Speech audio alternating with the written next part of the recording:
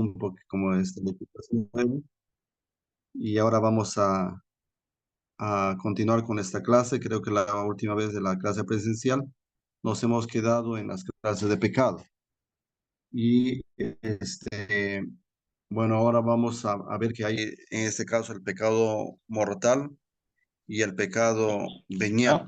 En el pecado mortal hemos visto la ruptura radical, libre y voluntariamente y consciente de la relación con Dios. Se pierde la interacción amorosa, mata la vida en el espíritu, como hemos visto en la clase presencial.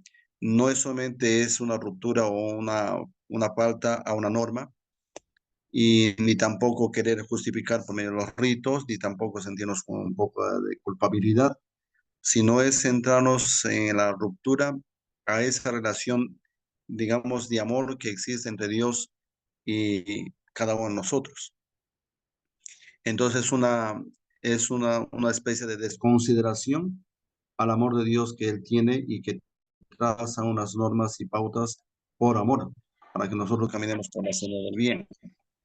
Entonces no aceptar ese amor de Dios a nosotros. Y por eso el pecado mortal es una ruptura radical, libre, es girar la vuelta a ese amor de Dios de manera voluntaria y consciente en esa relación con Dios. Se pierde, digamos, esa interacción amorosa, no entre Dios y nosotros. Es donde mata la vida en el espíritu. En el caso del pecado venial, es la ruptura parcial que no rompe de manera radical ni total. Afecta, sí, aspectos parciales en nuestra relación con Dios. Para poneros un poquito de ejemplo, en la primera, el pecado mortal, ustedes ven, y un poquito creo que me acuerdo que les hablé acerca de la ofrenda de Caín, y esa ofrenda no es aceptada porque está dando, digamos, no lo mejor, sino lo peor. En cambio, Abel da las primicias, lo cual va a suscitar en Caín un aspecto de cólera, de envidia, pero una envidia malsana, que lleva no a aceptar su culpabilidad o digamos también a reconocer que él está en el mal camino y que no está haciendo lo correcto, sino al contrario, quiere quitar de en medio a aquel que sí está haciendo bien. En este caso, está haciendo eso eh, digamos, con Abel, y quiere matar a Abel. Y por eso mata a Abel. Entonces, una vez que mata a Abel, es para él como si nada. Ya pasó esto, yo sigo con mi vida y listo. Pero como a Dios no se le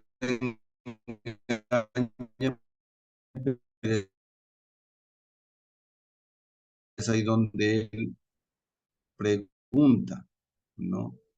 A Caín, ¿no? No es que Dios no sabe, simplemente pregunta hasta qué punto tú estás rompiendo interacción amorosa con Dios. No quiero saber más. Apachurrarlo, quiere decir, hijito, te amo. No, no, no, mamá, ahí nomás. No, no, no, es que roche, estoy con mis amigos, ¿no? Entonces no se da cuenta que ese amor, ¿no? Que es el ágape, está siempre envolvente, no es casualmente que va condicionado. Y entonces la mamá acepta y bueno, dice, bueno, ya, pero sigue amando. En cambio, el joven adolescente que rechaza, sí somos nosotros, tenemos una actitud adolescente con Dios. Entonces queremos quitarnos del camino y entonces por eso se mata la vida en el espíritu. Por eso cuando Dios pregunta, ¿dónde está tu hermano? Y el que responde, como ha roto esa relación, es interacción amorosa entre Dios, y no solamente es una interacción amorosa con Dios, sino una interacción amorosa con el hermano, con el prójimo. Y es por eso que él responde, ¿acaso yo soy guardián de mi hermano? ¿No? Y es ahí donde el Señor le reclama, ¿no? La sangre de tu hermano clama hasta ti por justicia. Entonces, cuando nosotros hacemos esos pecados tan graves, o sea, mortal, ¿no? Entonces, como el asesinato, el aborto, ¿no? Y son pecados que vamos dándonos cuenta que va matando nuestra vida, la ira, ¿no? Por eso se llama pecado capital. Los 7 pecados capitales que por eso capital nos llevan a la muerte, ¿no? Y por si acaso hasta la gula, la lujuria, que es la fornicación, el adulterio, son pecados mortales, son gravísimos, que rompen esa relación, esa interacción amorosa con Dios y con el prójimo. De ahí los otros pecados que son pecados veniales, ¿no? Que son de manera parcial, ¿no? Que están esas mentiras de perder la gravedad, pero son mentiras, el caer en un vicio, ¿no? Entonces, eso afecta a nuestra vida, nuestro ser, sí, pero también son cosas que podemos ir solucionando, por ejemplo, el alcoholismo, el estar ahí fumando, el cigarro, el tabaquismo, y ya son problemas, pues, que también son pecados, pero que tenemos nosotros que tomar conciencia de que son dañinos. Todo aquello que nos hace daño y que caemos en eso y que saben que perjudica nuestra salud, finalmente caemos casualmente en ese pecados veniales. Por ejemplo, la gula, que es un pecado capital, no es solamente es comer lo que a mí me gusta hasta el exceso y decir, ya no puedo más, sino también es gula cuando yo sé muy bien que esa comida me va a hacer daño y lo como, simplemente porque me gusta y porque me agrada. Soy diabético, ¿no? Y quiero eso, a pesar que sé que no debo hacerlo. Soy con la enfermedad de los triglicéridos o colesterol. Cada uno pone la enfermedad que tenga, pero quiero eso. Sé que me están diciendo, no comas eso, y encima me molesto, me indigno. Entonces, un pecado que hace romper mi relación con Dios, porque no soy salvaguardando mi vida y encima me peleo con mis familiares, con mis seres queridos que están buscando tenerme más tiempo a su lado y yo no quiero. No miro eso, soy egoísta. Por eso el pecado lleva eso al egocentrismo. Bueno, hasta ahí es este punto de este tema para pasar al siguiente, que la persona y su dignidad, que es sujeto moral, no la persona misma. Entonces, salvo que alguien tenga alguna pregunta que quedó de repente al aire de las clases de presencial y estamos ahora con esa parte de la virtualidad y ver cuál es alguna cosita que de repente aclarar o alguna duda.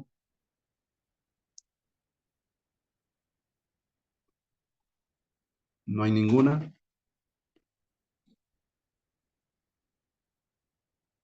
Bien, si no hay ninguna, entonces pasamos a la siguiente. Entonces, en el tema de la moral, tenemos la persona y su dignidad, que es el sujeto moral. El sujeto moral no es un animal por ahí, sino el sujeto moral somos nosotros mismos. En nuestra dignidad, ¿no? Y también nuestra manera de mirar nuestra persona misma. Entonces, por eso a esta manera de ver las cosas es mirar nuestra situación como persona, digamos, ética, es decir, que tenemos que hacer el bien sí o sí, pero somos nosotros los que rompemos esa situación de poder, digamos, de no poder hacer las cosas, además, como persona, en el caso en su moralidad, en su verdad moral, y entonces son cosas que nosotros, entonces cosas que nosotros no podemos, de una u otra manera, eh, digamos, manejarla para poder, digamos, de otra manera, ver en nuestra consideración con Dios que debe ser el reflejo en nosotros mismos y que tenemos que, de una otra manera, eh, mirar nuestra vida cristiana. Entonces, esas situaciones nos llevan a poder entender de que nosotros como personas tenemos una dignidad, que tenemos que defenderla a toda costa, son cosas que nosotros tenemos que, que ir, digamos, este, trabajándola en el trayecto, por eso no, a mí no me interesa esto, no me interesa lo otro, y mucho más como cristianos. Por eso después de haber visto todo lo que es, digamos, lo que es la moral y las categorías fundamentales, tanto en lo positivo como en lo negativo, viene este momento de ver a esta persona, digamos, como persona o sujeto moral y la dignidad de la persona. La ética cristiana, digamos, considera a Dios reflejado en Cristo como el origen y meta de toda la vida moral, ¿no? Por eso, una de las cosas, creo que en la primera clase presencial les dije que Cristo es, digamos, el modelo, el paradigma, el maestro bueno, en donde nosotros tenemos que mirarnos para poder, digamos, eh, trabajar de ese aspecto, ¿no? Tiene que ser nuestra. Santa Clara decía que Jesús es, digamos, el espejo de perfección, donde nosotros nos miramos fijamente para poder trabajar. No, ya no miramos la ley, sino miramos a Cristo, y eso lo dice el mismo San Pablo, ¿no? Para poder, digamos, de una otra manera, trabajar nuestro aspecto, digamos, moral, nuestro aspecto no olvide que moral es de la manera que yo lo tengo que hacer y ética es casualmente lo que yo tengo que dar razón por lo que hago. Por eso la moral cristiana considera también a la persona humana como el valor fundamental de toda ética. Por eso viene un personalismo moral, es decir, soy el centro, no es el animal, no es la mascota, no es el árbol, no es otra cosa, sino yo soy el que tiene el valor fundamental en mi dignidad no humana. Por eso es personalismo moral, centro. Y no es que, digamos, estemos exagerando, sino la exageración es cuando nosotros inferior, no a la persona, sino al animal, digamos, a los animales, a las plantas, etcétera, la creación entera, y comenzamos a destrozar todo, sino que yo como persona humana doy mi valor fundamental para poder, por eso, hacer, trabajar, pero en bien de las criaturas, en bien de la creación y no siendo pues algo destructivo. Por eso tiene mucho que ver con nuestra forma de actuar. Poco les decía, ¿no? La primacía, digamos, de la voluntad, pero que la voluntad pueda actuar tiene que ser libre, ¿no? La libertad tiene mucho que ver en esto, ¿no? Entonces, la libertad es la manera como yo decido hacer las cosas. Y por eso ahí casualmente estamos hablando de los padres de la iglesia. ¿Quiénes son los padres de la iglesia? Los padres de la iglesia son aquellos discípulos de los apóstoles, que es la parte apostólica, pues se llama padres apostólicos. Y de ahí, de esos padres apostólicos, los discípulos que han seguido sucediendo y que han dejado escritos, digamos, de teología, de la parte cómo tenemos que actuar. Esa es la época patrística que data desde el siglo ya segundo, desde que Jesús partió, hasta el siglo quinto más o menos, porque hay otros que quieren alargar hasta más o menos al siglo octavo, pero normalmente lo que se reconoce es hasta el siglo quinto, siglo sexto, donde se habla de los padres de la iglesia, donde han puesto las bases de la teología y donde inclusive se ha puesto casualmente el primer credo, gracias a ellos, el niceno constantinopolitano. Esa época patrística habla de un antropocentrismo ético. No olvidemos antropocéntrico, anthropos significa hombre. Centrismo, el centro es el hombre, pero de manera ética. Por eso la persona como imagen y semejanza de Dios, los padres de la iglesia van a enfocar mucho en eso, en mirar a la persona como imagen y semejanza de Dios. Es el centro de toda la creación, ¿no? Con una dignidad absoluta. Y decir, es el único ser que tiene una dignidad absoluta. Todo está subordinado. Y el hombre, desde esa perspectiva, no olvidemos, desde esa perspectiva de ser imagen y semejanza de Dios, tiene que humanizar todo a su paso. Y esa humanización parte de una relación efectiva, afectiva, coherente con la creación. Pero tampoco exagerar, ahora ya pues hay una exageración, donde al pobre animal le tengo que vestir un poco más hasta con zapatos. Entonces, esa humanización a eso no se refiere, sino es darle al animalito sí a su lugar, estimarlo, respetarlo, no maltratarlo, a las plantas igual, etcétera. Pero, como digo, esa humanización es el respeto que yo doy. Tampoco quiero hacer ahora con esa ideología, pues, ¿no? Que hay de los trans, no solamente en todo aspecto, ¿no? Transgénero y trans no sé qué, más por ahí que hay, en la cual yo me percibo un caballo y me tengo que ser un caballo. No se trata de eso, ¿no? O sea, hablando de esa exageración, por una cosa es que alguien está por ahí, me creo una mujer o me creo un hombre, etcétera, pero ya llegar más allá a estas aberraciones, y la primera no hay que estar mencionando es una aberración, esa es una aberración ya extraordinaria, el pensar pues que soy un gato, que soy un caballo, o en el peor de los casos, decir, por ejemplo, que me siento una niña o un niño de 5 años o 6 años y que me traten de esta manera. Entonces, para que se den cuenta hasta dónde hemos llegado. A esto, casualmente, hay que humanizarlo todo. En la época patística ya se está viendo eso. Entonces, por eso los padres de la iglesia van a enfocar mucho en esa imagen y semejanza de Dios, centro de toda la creación con una dignidad absoluta, ¿no? No olvidemos eso.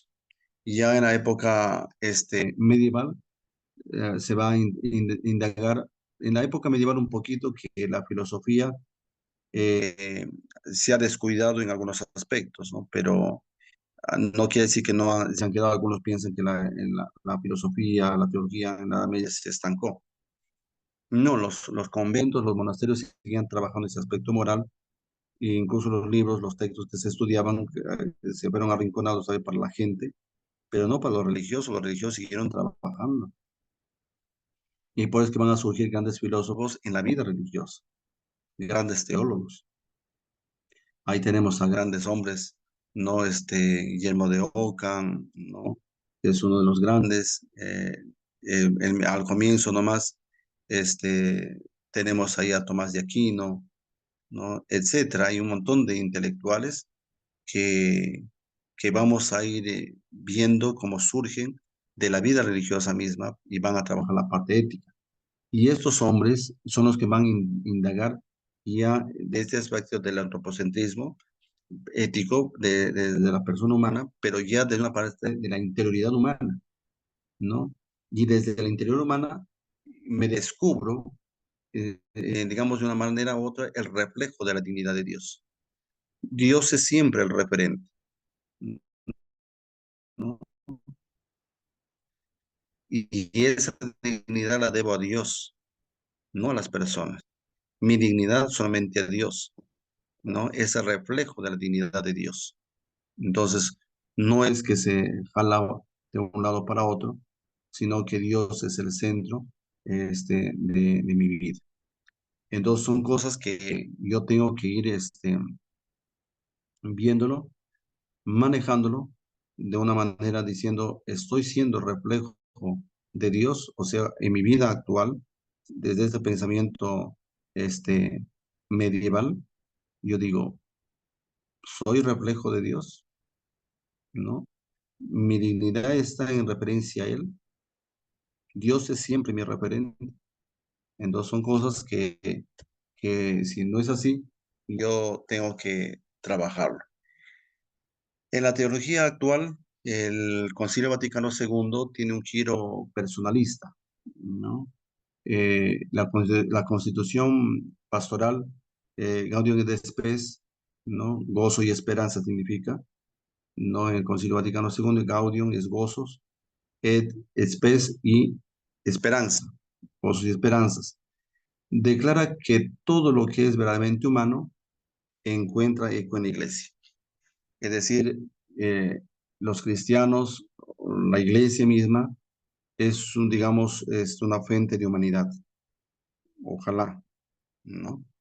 Entonces, y esa es la fuente de humanidad donde nosotros tenemos el reflejo de la humanidad, ¿no? Por eso los gozos, esperanzas, tristezas y angustias de la humanidad. De ahí parte toda esta reflexión moral abriéndose a una realidad humana y asumiendo los desafíos de la historia, de una historia que de otra manera va cambiando.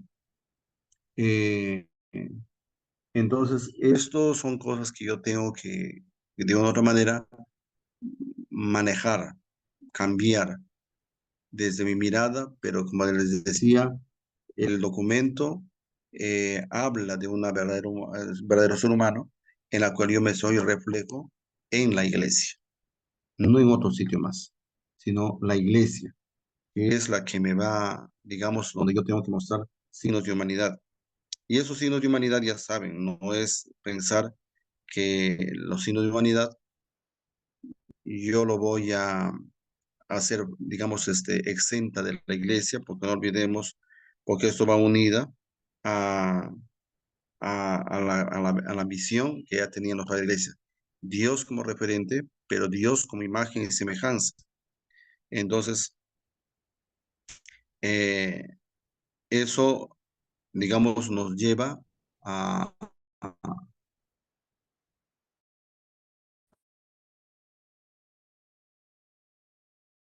a, a mirar con, con más delicadeza nuestro o como sacramento del reino de Dios que saber mirarme, optar muy bien, ¿no? Eh, entonces, el que nosotros hagamos, ¿no? Ese proceso de interiorización y de mirar nuestros gozos y esperanzas, nuestros desafíos en la humanidad, tiene que ser casualmente para nosotros un momento de gracia en la cual yo tengo que, digamos, saber lo que tengo que digamos, hacer. Entonces, la humanidad va en ese proceso en su historia. Y en el decreto Optatum Totios del número 16, es un documento de la Iglesia donde se habla casualmente la anhelada renovación, ¿no? Optatum Totios es la anhelada renovación de toda la Iglesia. Justamente ya les dije, ¿no? Que los títulos de los documentos provienen de la primera palabra del documento, ¿no? Entonces, por eso el documento que lleva el título Optatum Toto Dios, casualmente la primera palabra lleva eso, habla acerca de la renovación en la iglesia, pero ¿qué significa la renovación de toda la iglesia? Ahí en el número 16 dice que la teología moral se renueve de acuerdo a un saber científico y basado en la Sagrada Escritura. Cuando hablamos de un saber científico, estamos hablando que tenga una metodología que sepa dar razón de lo que estamos hablando, pero basados en la Sagrada Escritura.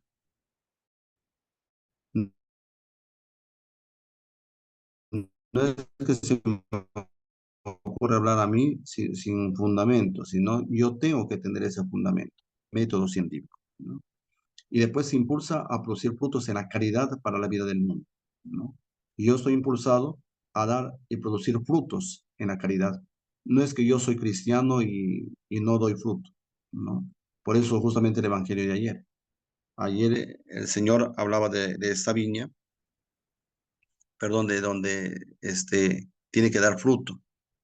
Y el reino de Dios se parece a esto, a una semilla que siembra y crece y da fruto. Y el que siembra no está a la expectativa mirando, sino que él descansa normal y deja que la tierra trabaje. Esa tierra que trabaje, somos nosotros la tierra. Dios que siembra esa semilla en nuestros corazones y nosotros tenemos que darle el abono, tenemos que darle el fertilizante, tenemos que ir trabajando ese, digamos, ese aspecto de la cual yo les llamaba ayer del humus. Ese humus que tiene que ser, digamos, caso de que le va a hacer crecer a la planta y le va a dar fruto, pide su fruto para la vida del mundo. Una fruta que no da vida al mundo, sino es un veneno, no es fruto bueno, no es, tú no estás haciendo casualmente una planta, bueno, no estás dejando crecer a la palabra de Dios, que es la semilla que debe estar en ti, sino estás dejando crecer a la cizaña, a la mala hierba que hay en ti. Por eso este documento habla de un renovar, ¿no? Un renovar constante y que ese renovar sea casualmente un proceso que se note en los frutos que tú puedes ir dando. La dignidad de la persona, dice la siguiente, se convierte en el eje de los valores y principios morales, ¿no? No olvidemos que la dignidad de la persona humana se convierte en el eje de los valores y principios morales, ¿no? Yo estoy acá y los valores morales tienen que circular en mí. A donde voy, yo tengo que ser responsable, tengo que ser honesto, tengo que ser íntegro, etcétera, ¿no? Entonces son cosas que yo tengo que ir manejando y trabajando en mi vida para poder ser honesto e íntegro.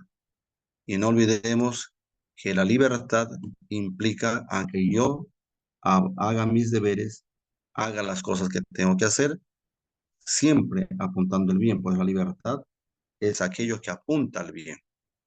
Es mi decisión a hacer el bien, ¿no? A esto va, ¿no? La libertad no es para que tú te vayas por el mal. La libertad apunta hacia el bien. Y por eso la dignidad de la persona humana se convierte en este eje de los valores y principios morales. El criterio ético para valorar las cuestiones concretas de la moral especial, ¿no? En este caso, como cristiano, olvidemos que estamos hablando del cristianismo ya en la base fundamental de la moral. El criterio ético para valorar las cuestiones concretas de la moral especial, pues dice especial,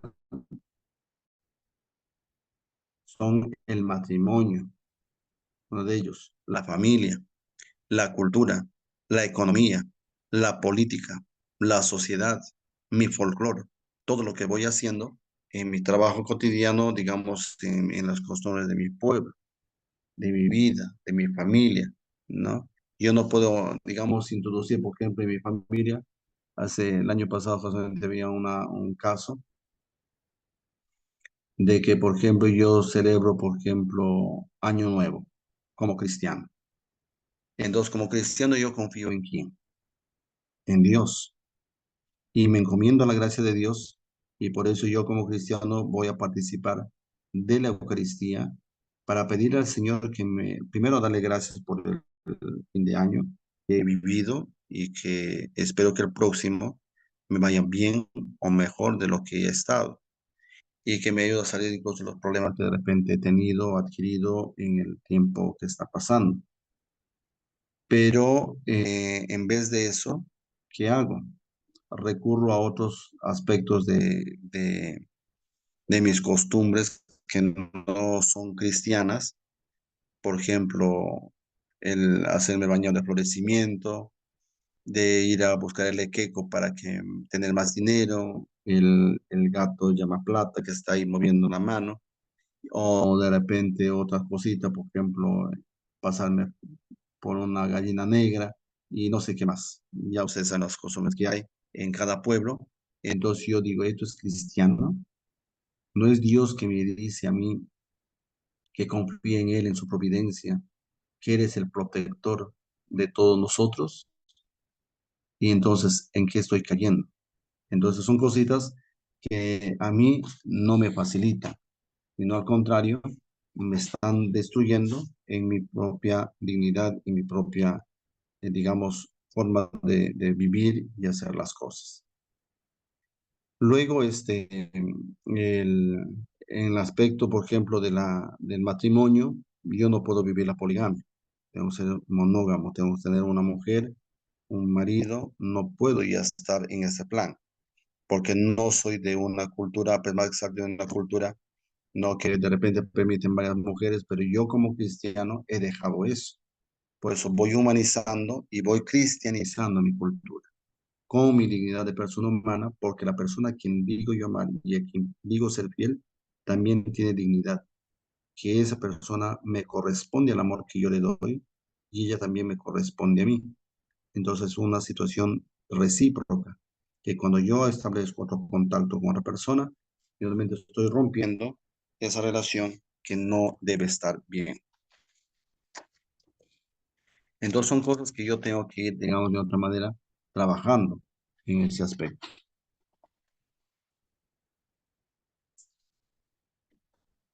Entonces, son cosas, queridos hermanos, que no están, digamos, totalmente bien y al contrario, yo tengo que trabajar.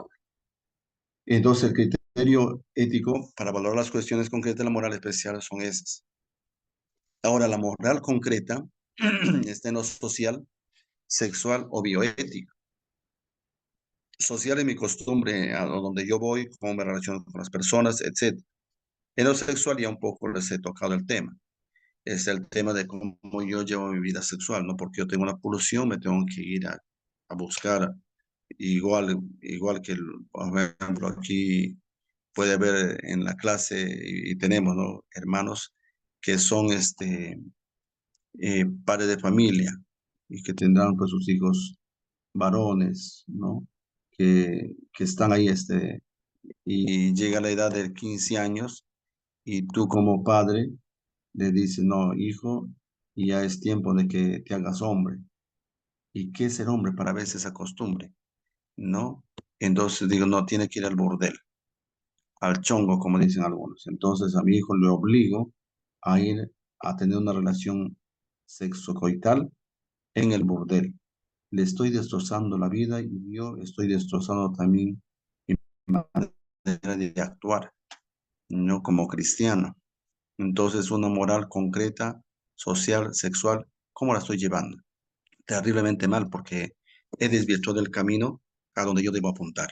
Y eso realmente no va por ahí la cosa. Yo tengo que reestructurar mi mente y decir, no,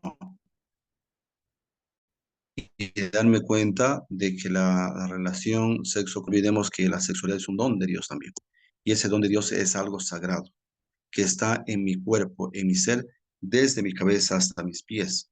No solamente una parte de mi cuerpo, sino es todo mi ser, todo mi cuerpo, a la cual yo tengo que ser reflejo también en esa dignidad de mi persona, de ese reflejo de ese Dios que quiere y ama mi sexualidad y por eso me ha dado mi sexualidad para poder, digamos, entrar en contacto con la persona que digo amar.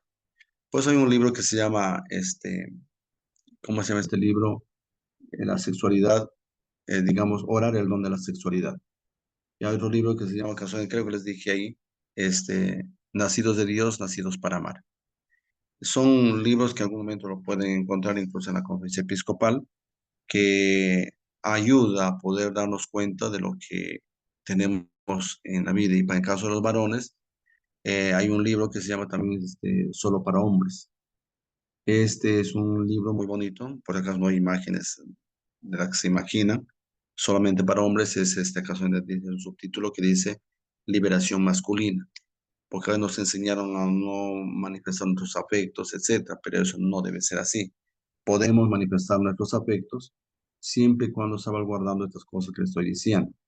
Como digo, no hay esta situación, porque a veces le podemos llevar la muerte, la enfermedad a la casa o a los hijos, porque un burdel, no olvide, hace unas semanas atrás tuve un encuentro en Satipo, y es que les comenté, y veíamos la estadística que sacarnos del Ministerio de Salud. Es terrible la enfermedad como ha surgido con el SIDA. Hay más en un sector de Satipo que en otra, ¿no? Entonces, más bien en los pueblos más adentro, no hay mucha incidencia como de SIDA o enfermedades de transmisión sexual, las ETS, sino al contrario, son más las ciudades grandes donde se supone hay mucha información médica, pero sin embargo, nada viene. Entonces, en el aspecto de bioética, bioética es cuestión viene de la biología y la ética, ¿no? Entonces, de cómo yo, por ejemplo, en la medicina, en aspecto del avance científico, estoy bien, pues ya hemos hablado de eso también, y ese es el libro que habla de Don Umbite, de ese tema de la bioética, de, por ejemplo, del vientre de alquiler, no de los niños probetas, ¿no? O sea que tenemos ahí ensayos y por qué la iglesia se opone rotundamente, en la cual estamos produciendo abortos constantes. Yo pongo ahí digamos, un óvulo fecundado y yo tengo para escoger. El día que quiere alguien, lo traigo, lo pongo y dice, pero no a veces agarra. Entonces, estoy produciendo aborto y experimentando con el ser mismo de la persona. Y por eso a nivel bioética, la bioética te lleva a ver cómo yo tengo una actitud ética en este trabajo de la ciencia, de la biología, de la medicina, etcétera, ¿no? Hasta para aplicar un medicamento que no está bien y que puede malograr y destruir a la persona. Entonces, simplemente porque, por ejemplo, el Viagra, tocamos este tema, por ejemplo, el Viagra. ¿El Viagra qué es? Es una pastilla que estimula a que tú tengas más capacidad o que bombee, digamos, una fuerza de sangre a nivel genital para que tú tengas una relación coital. ¿Y quién no lo buscan? Aquellos que, mayormente de personas adultas, que ya no tienen, digamos, esa fuerza, ese vigor para tener una relación sexual. Ya están cayendo en potencia producto de la edad o impotencia porque a veces por una situación de X a nivel biológico. Pero para que exista una relación, existe ese bombeo, ¿quién tiene que trabajar? Es el corazón. El corazón tiene que esforzarse en bombear más sangre, por eso a veces en algunos casos ha habido de muerte al tomar mucha de esa pastilla o simplemente con una pequeña dosis, porque el corazón de repente no sabes cómo está tu corazón, de repente está las justas ya funcionando, entonces de repente en un coagulito por ahí, una trombosis, entonces al exagerar la potencia y a querer alterar la potencia en tu corazón que vaya bombeando más fuerte, entonces te viene un paro y listo, y ahí chao, adiós, ¿no? Entonces, a veces puede pasar en el mismo acto sexual o de repente mucho antes cuando estás ya con esa pastilla. Entonces, una pastilla que indudablemente te hace perder inclusive en tu dignidad y no reconocer que ya suficiente y ya has tenido suficientes relaciones sexuales en tu juventud, etcétera, pero tú ya de edad quieres mantener todavía un vigor que ya no está, es decir, alterar. Y a nivel bioético, ¿es bueno eso? No reconocer que ya no tengo esa capacidad, y al contrario, yo tengo que tranquilizarme, estar en mis días en sosiego y en paz y en tranquilidad, a nivel sexual, a nivel emocional, de ese aspecto, me puedo emocionar por otra cosa, por ver a mis nietos que vienen a visitarme, me emociono porque ya viene mi hijo de vez en cuando a verme, etcétera. No son cosas que emociones que no podemos perder, pero ya emocionarme por una chica que ahí está ya, no, como dicen algunos, no, un viejo verde que ya no debes, ya en tus años mozos, en tus años ya lo has vivido, pero en tus años ya, digamos, de declive, más bien vive tu ancianidad con tranquilidad, con paz y con sosiego, y no estés buscando la muerte. Es solamente he puesto el ejemplo de esa pastilla. De ahí hay otras cosas más que se podría hablar, tanto no solamente en lo masculino, sino también en lo femenino.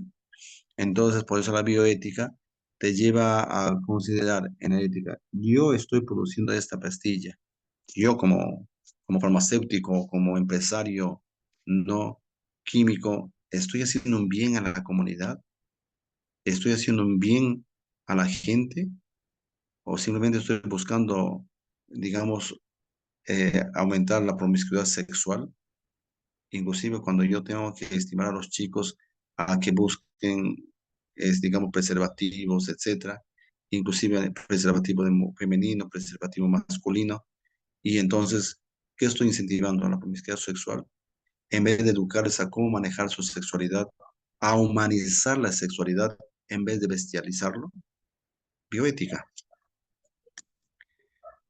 Entonces, la dignidad, digamos, de la persona es casualmente la dignidad humana, es el referente principal, ¿no?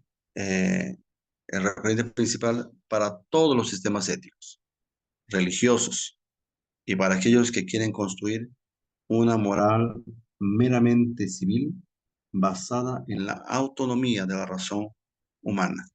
La persona humana es el valor supremo que hay que defender y salvar, ¿no?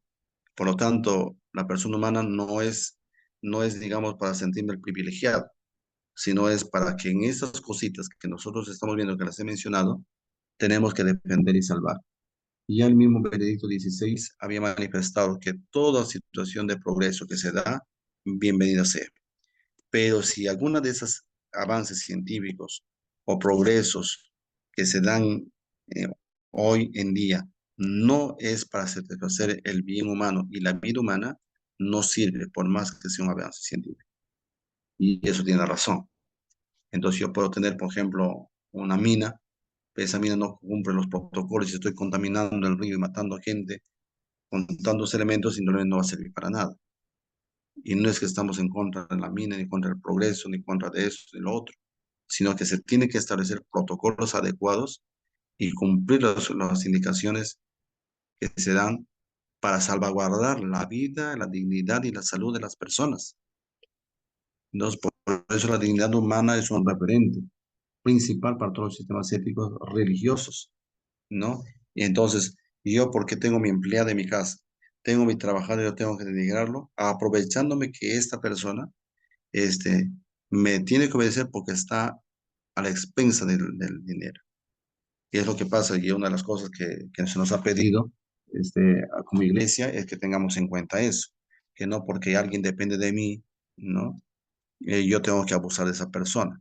A nosotros en la orden franciscana nos han mandado por un cartel, no sé si en las otras, bueno, yo sé, no sé, no creo que se ha manejado, pero sí, sí ha trabajado en otro aspecto. No sé, en otra comunidad, por ejemplo, los hermanos que son comunidades religiosas, como los claretianos, combonianos también, no sé si tendrán algún protocolo, pero nosotros podemos mandar un cartelito a los franciscanos, que le ponemos en secretaría, y ahí he evitado también acoso, digamos, a nivel de imponer el poder, el abuso de poder. Y entonces ahí tenemos el letrero en la secretaría. ¿Para qué? Para que nuestra secretaria, nuestro sacristán, no sufra de repente la agresión ni tampoco la perversión que puede suscitar en la persona humana por más sacerdote que sea, ¿no? Entonces ahí habla, ¿no? Denuncia, si en caso está pasando, al, al encargado, al responsable, al superior de aquí o de Lima, donde sea. Entonces, eso casualmente lo que nosotros tenemos como digamos, prevención, ¿no? Entonces, no es simplemente decir, ah, no, esta persona depende de mí y yo abuso por eso. Como yo depende de mí incluso económicamente, como no quiero perder el trabajo, entonces yo como empresario, ah, no, abuso de esa persona incluso a nivel sexual. Pasa también con los profesores. Los profesores que abusan diciendo, no, ah, yo lo jalo, y yo estoy hablando de universidades, que aquí en la Merced, no sé, me imagino nosotros también, a veces tienen esas cositas de decir, jalan al alumno o a la alumna y ya, más a las alumnas, ¿no? Se acuesta conmigo y te apruebo, ¿no? A los varones, ya, ustedes me traen cerveza, michela o lo que sea, cualquier soncera, y les apruebo. Entonces, y apruebo y desapruebo por gusto, busco casualmente jalarlos para yo tenerlos bajo control. Y con ese muchacho, esa muchacha tiene que salir adelante, no sé cómo, no le importará cómo, y denigrando su cuerpo, ¿no? Su dignidad humana. Entonces, por eso dice, tiene que ser un referente, tanto para construir una moral meramente civil, ¿no? Basada en esa autonomía de la razón humana. Por eso no olvidemos que en la persona humana es un valor supremo que hay que defender y salvar. Vemos esta situación que hay, ahí mismo.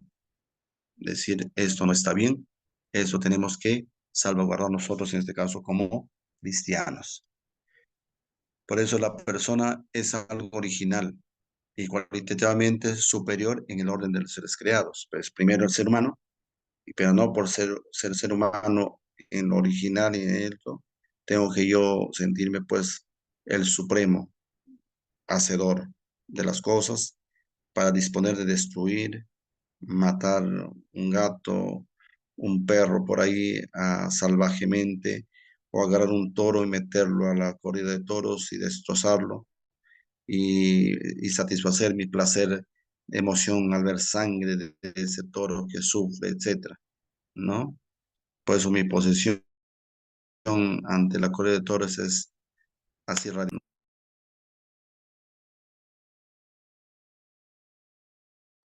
Este, puedo matarlo para comer, que tiene un objetivo, y como un pollo igual, pero ahora que yo al pollo, inclusive para comer, lo hago sufrir primero, me divierto haciendo sufrir al pollo, al pato.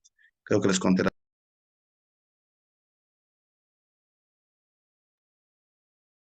costumbre de torturar a un pato colgado en una soga y parece un jolgorio, una fiesta, ¿no? Y una fiesta que no debe ser así, ¿no? Que debe matar a un pato haciéndolo sufrir, otra cosa agarrar al pato y ya lo matas, y lo lleva a otra cosa, ¿no? Y eso no es casualmente lo que yo tengo que hacerlo. Tengo que tener cuidado en eso. Y entonces, no puedo yo caer en esas trampas del, digamos, del mal. La persona que se manifiesta casualmente, digamos, en ese aspecto, yo tengo que, digamos, corregirlo, ¿no? No debo dejar que caiga en eso, como está bien que yo tenga, digamos, ese orden, ¿no? Que sobre los seres, pero no significa que yo tengo que abusar de esos seres y tenga que creerme yo el importante, el potenciario, digamos, con ese poder absoluto ahí. Entonces, queridos hermanos, eso es lo que nos damos, tenemos que tener en cuenta. No sé si hay alguna cosa hasta ahí, depende, alguna pregunta de repente. Si no hay ninguna pregunta, continuamos. ¿Todo claro? Padre, buenas noches. Buenas noches. Padre, yo tengo una pregunta. ¿Cómo A ver, podemos humanizar la sexualidad? ¿O cómo se puede humanizar, no? ya. Ya. De los jóvenes de ahora, de la actualidad. Ujú. Creo que en la clase presencial salió un poquito acerca de lo que está pasando hoy con muchos jóvenes que lamentablemente están entrando en esta ideología de que la manipulación de la mente de los jóvenes con respecto a la sexualidad. Y es casualmente el tocarse, no solamente las mujeres que se dejan tocar por los varones para que les dice, porque les hacen creer que si el chico les toca, les manosea, su seno va a tener más forma, ¿no? Incluso los varones, que si les tocan el pene, les jalan, van a tener más grande el pene. Entonces son cosas así. Entonces, que yo tengo, por ejemplo, incluso le dicen a los chicos, pues, no tengo una relación sexual, y eso a veces los mismos padres impulsan eso. Aquí nomás la semana pasada vino una señora con su hijito de 12 años y con otro muchacho y dice, ¿no? Y digo, su hijo, no, es un enamoradito. O sea, está aceptado, pero como si nada. Se enamorada y tiene 12 años el chico ese. Y le dice, no, sí, mi mamá ya lo aceptó a la chica, ¿no? Y la mamá de la chica le dice, no, y mi mamá también la aceptó ya él, para que se me enamorara. O sea, estamos en un...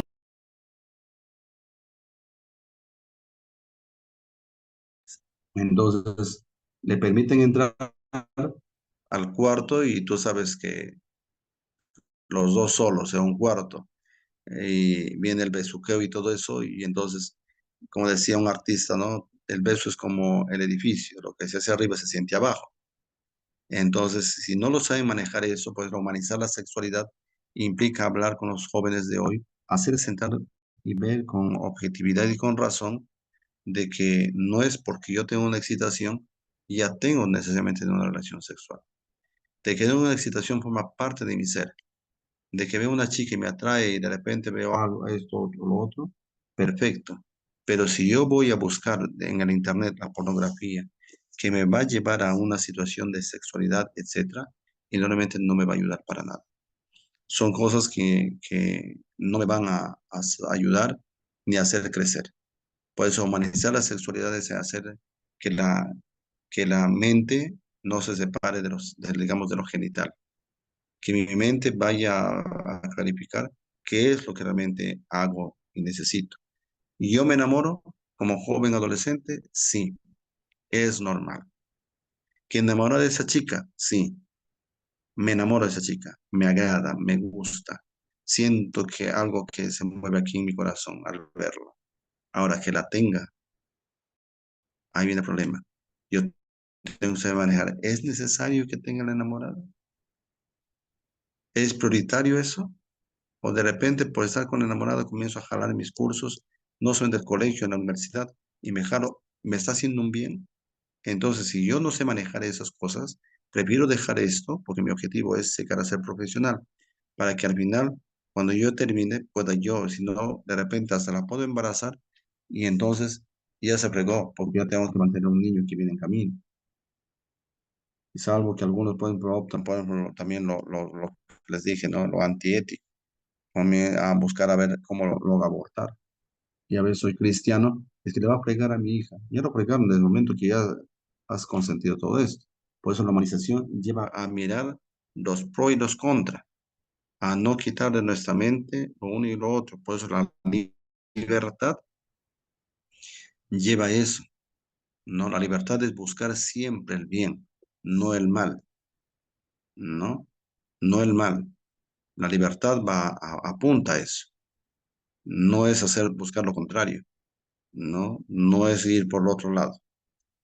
Entonces, por eso lo que les iba diciendo, la persona, digamos, se manifiesta como una realidad que conjuga la dimensión privada y la dimensión pública. No es que yo en lo privado soy así y en la dimensión pública soy así. No, sabe conjugar, ¿no? La dimensión privada y la dimensión pública. Ambos forman parte del valor ético, ¿no? Por eso decía, ¿no?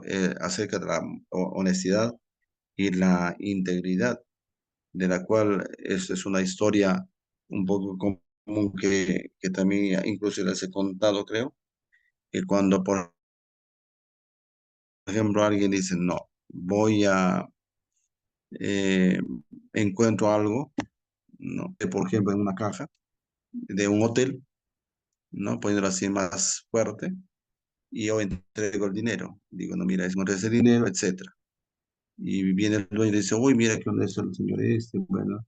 Y entonces, y la persona que buscaba está emocionada y trae a la prensa y te dice, bueno, podemos ponerlo en público, ¿no? Para que se conozca nuestra honestidad. No, no, no, ahí nomás.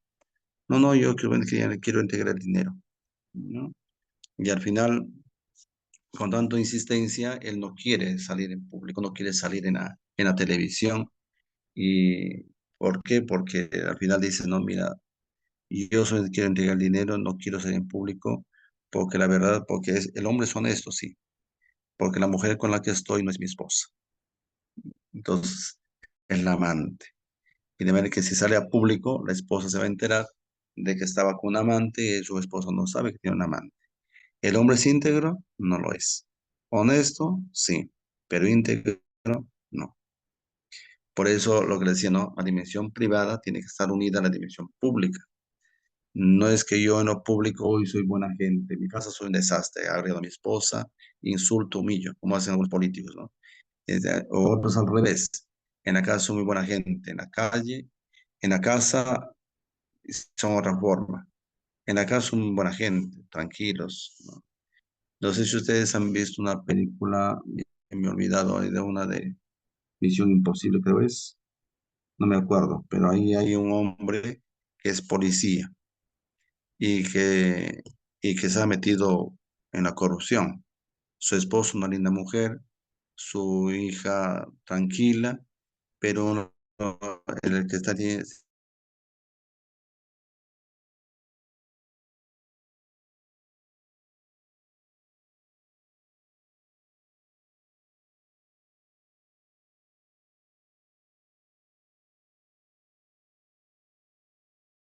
todo el lujo que tengo, ¿no? Entonces no se estaba tranquilo con su sueldo, quería más y comenzó a meterse con la mafia porque tenga millones y millones, tener para tener más dinero y tener una más comodidad de lo que ya podía tener. Entonces hay una exageración ahí, por eso honestidad e integridad a veces no se relacionan, por eso la dimensión privada tiene que ser unida a la dimensión pública. Ambos, como digo, forman parte de un valor ético. Así se reduce, por ejemplo, en lo privado, que es un individualismo. Si esto se reduce, por ejemplo, la parte dimensión privada, separado de la dimensión pública, simplemente a un sentido individualista. Solamente yo y no me interesa el mundo. Hago lo que quiero y listo. Pero si se reduce, incluso no quiero hacer nada con lo público, simplemente a lo colectivo, perdón, a lo público se convierte en colectivismo. No, simplemente la gente, pero mi familia no me importa. Entonces son cosas que yo tengo que ir, digamos, de otra manera trabajando. Por eso la humanización, de lo que además a lo que me preguntaron también, y a lo que acabo de decir este último, es meta de la dignidad humana, ¿no? En todo aspecto. Por eso hay que trabajar con los jóvenes, conversarles, decirles esto es así. Hay papás que tienen vergüenza de hablar de sus hijos, con sus hijos acerca de la sexualidad. Es bueno hablarles, porque de esa manera los chicos van a tener confianza. Y no sé en qué momento se rompe esa relación, porque los chicos, cuando ya llegan a la adolescencia y viven un poco el recelo, no solamente de mostrar el cuerpo, sino también de hablar de temas de sexualidad. ¿Por qué? Porque los papás mismos han tomado esa distancia, no rompen con esa relación, no hablan con los hijos, etcétera. Entonces, a veces por una situación, a veces de una mentalidad muy, de una conciencia consciente, no se pueden entregar los trabajos los que faltan, me acordé, de una conciencia a veces muy escrupulosa. Esto no, esto sí, por aquí yo hablar, esto. No, mi hijo no debe saber de estas cositas todavía. Yo por si acaso le digo, los chicos ya saben más que nosotros porque en internet, en su celular, ya lo saben todo. Entonces, eso es lo que tienen ustedes que, digamos, de esa manera mirar. Por eso la humanización es una meta que está en la dignidad humana. Uno, afirmar el valor del individuo, del yo, ¿no? Cada persona es única, eso no olvidemos. La humanización apunta a eso, la afirmación del valor del individuo. Cada persona es única, insustituible, necesaria, tiene valor por sí misma, es libre, vive para Dios, que la conoce por su propio nombre, ¿no? En el otro es la afirmación del valor de la alteridad. Alteridad viene de alter, que significa otro. Digamos, la persona no está cerrada en sí misma, sino tiene una relación de respeto, de contacto con el otro. Es intersubjetivo. La alteridad corrige y complementa una posible desviación individualista y abstracta del personalismo. Es decir, siempre estamos en relación con el otro, del respeto, del encuentro personal, digamos, de una relación incluso laboral, familiar, etcétera, de todo lo que podemos hacer incluso en la comunidad religiosa. Pero si yo, por ejemplo, soy una persona individualista, incluso en mi comunidad religiosa, yo digamos, me separo, ¿no? Y soy yo y nada más. Y puede pasar no solamente con nosotros, hasta con los diocesanos. Yo puedo estar tres sacerdotes diocesanos en una parroquia, ya, y como soy diocesano, no vivo en comunidad, es un pretexto para decir, no, yo no tengo por qué rendir cuentas a nadie. No, somos hermanos y tenemos que vivir juntos y tenemos que trabajar juntos. Estamos en una comunidad, porque si no, la comunidad va a mirar, mira cómo están, no se hablan, se pelean, ¿no? El otro no sabe lo que hace el otro. Estamos hablando de tema pastoral, ¿no? Te dice el otro, padre, ¿cómo es de la congregación? ¿Sabe qué fecha va a ser? No, no sé, eso depende del párroco. Y que entonces, ¿qué pasó? No hay diálogo en la comunidad. Cuando Monseñor pues, manda una relación de cuándo va a ser la congregación, El párroco informa a su comunidad por el caso de hermanos, el monseñor viene a esta fecha para hacer la confirmación. Ah, ya. Pero otro no. Como yo soy el párroco, no informo nada. Y pongo ahí si quiero no. Ellos no tienen nada que ver. Y hay gente así, por ejemplo, dice, ya, acá yo estoy en la catequesis, pero quiere hacer alguna cosa, no, yo mando acá, yo soy el párroco, ustedes no. Fatal, ¿no? Estoy hablando de eso, y ustedes en la familia, en la sociedad, en la comunidad, ya se imaginarán qué cosas más habrá. Hay mucho más. Que se podrían poner en varios casos. Entonces yo mando acá, la mamá no.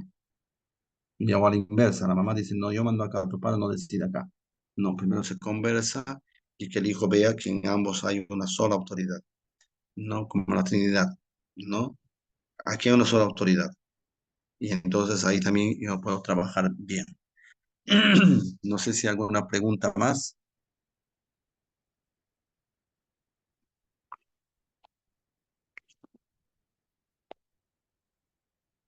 Si no hay ninguna,